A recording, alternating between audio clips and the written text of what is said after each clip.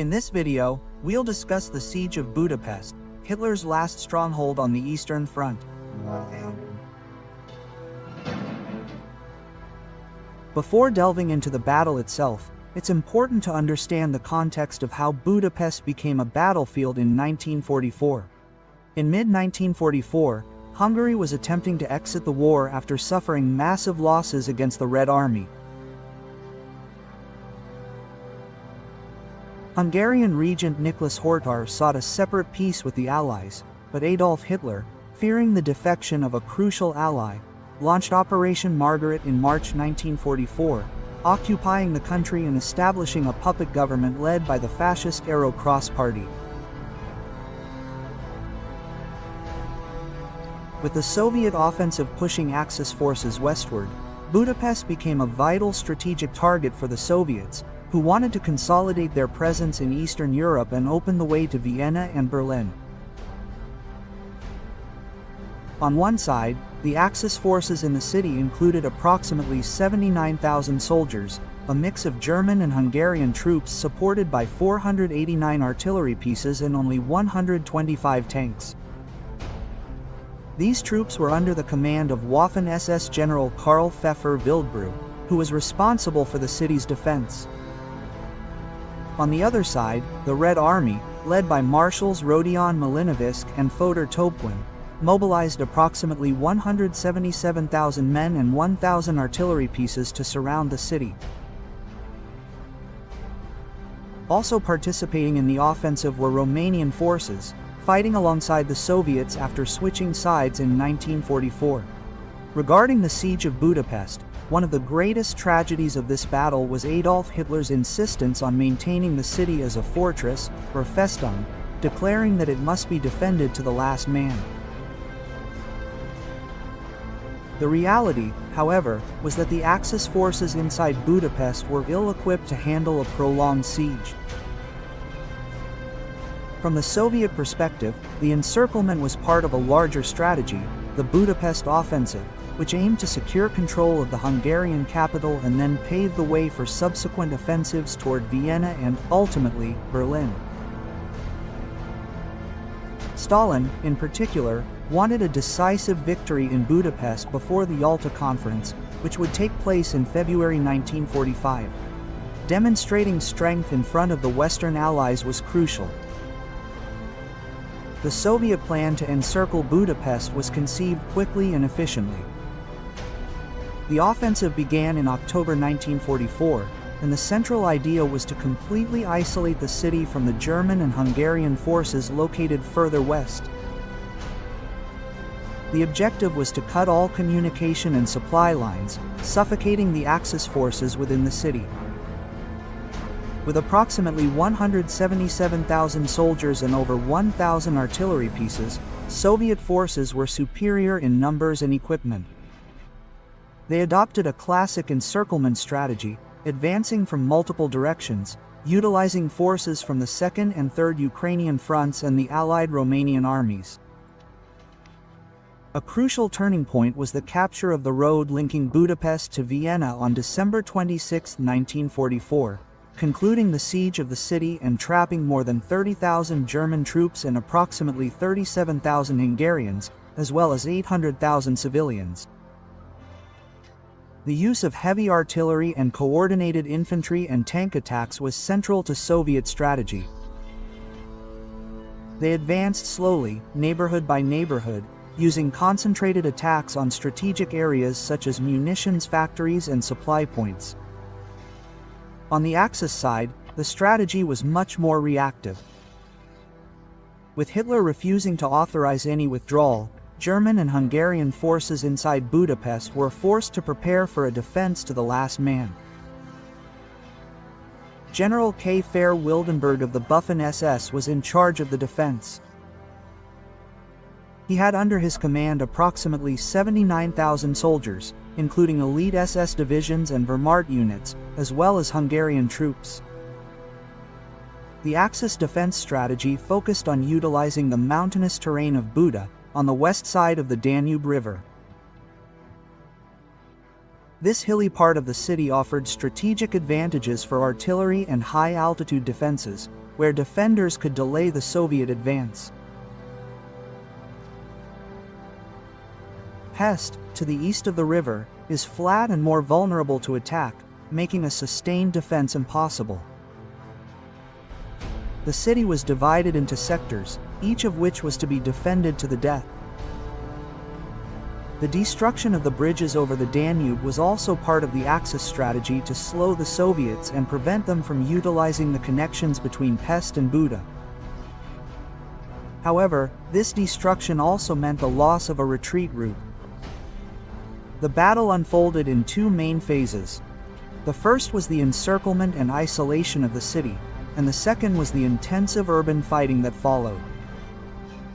The siege began on December 26, 1944, when Soviet troops seized control of the road to Vienna, cutting off the last Axis supply lines to Budapest.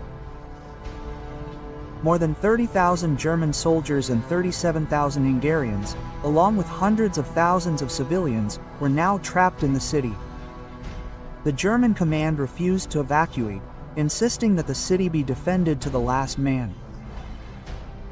The harsh winter and lack of supplies quickly became a critical problem for the defenders. Until January 9, 1945, some areas of Budapest were still receiving supplies via airlifts. But the Soviets eventually destroyed the airport, eliminating any hope of resupply by air. With the encirclement complete, fighting in the streets of Budapest began to intensify. The street fighting was fierce, with the Soviets facing desperate resistance in every building. The unique feature of this battle was the use of the sewers by both sides for troop movements and ambushes. Some successful operations included Soviet troops capturing a German officer and returning to their lines, all through the sewer tunnels. The Axis forces, though outnumbered and outgunned, adopted urban guerrilla tactics, using snipers and artillery positioned on the Buda hills. Every meter gained by the Soviets cost many lives, but the Red Army slowly advanced through the city's neighborhoods. Pest's main avenues were particularly used by the Soviets for rapid maneuvers with tanks and infantry. By mid-January, the situation worsened dramatically for the Axis forces, who began to suffer from shortages of food, ammunition, and even drinking water. Reports indicate that German and Hungarian soldiers went so far as to consume horse meat to survive. Meanwhile, outside the city, German forces attempted several times to break the siege and rescue the trapped troops. The first of these attempts was Operation Konrad I, launched on January 1, 1945. The offensive was led by the 4th SS Panzer Corps, which attacked from the northwest of the city. However, the Soviets were prepared, sending reinforcements to intercept the attack, halting the offensive just 20 kilometers from Budapest. Shortly thereafter, on January 7, the Germans launched Operation Konrad II, attempting to capture the city's airport, but this attempt also failed, with the Soviets maintaining control of the area. The final attempt, Operation Konrad III, was launched on January 18, but despite some initial gains, it lost momentum and was halted before reaching the siege lines. At this point, it became clear to the Germans that Budapest could not be saved. By late January, Axis forces retreated to the Buda Hills. Fighting conditions were dire, with freezing temperatures, food and ammunition shortages, and defenders hiding among the city's rubble. Hitler, however, still refused to authorize withdrawal or surrender. On the night of February 11, General Karl Pfeffer Wilden BRW organized a desperate breakout. Some 28,000 German and Hungarian soldiers, accompanied by thousands of civilians, attempted to break through the Soviet lines, but the plan was a disaster. Most were killed or captured by Soviet forces who had anticipated their escape. Of the initial force of 28,000, Only about 600 soldiers managed to escape and reach the German lines northwest of the city. 2 days later, on February 13, 1945, Budapest finally surrendered. It was the end of one of the most brutal urban battles of the war. The fall of Budapest was a devastating blow to the Axis forces. The German army lost tens of thousands of soldiers, including entire divisions. For the Soviets, the capture of Budapest was an important springboard for the final offensive against Vienna and, especially, Berlin. The impact on the civilian population was equally devastating. Some 76,000 civilians lost their lives, and the city lay in ruins, with over 80% of its buildings destroyed.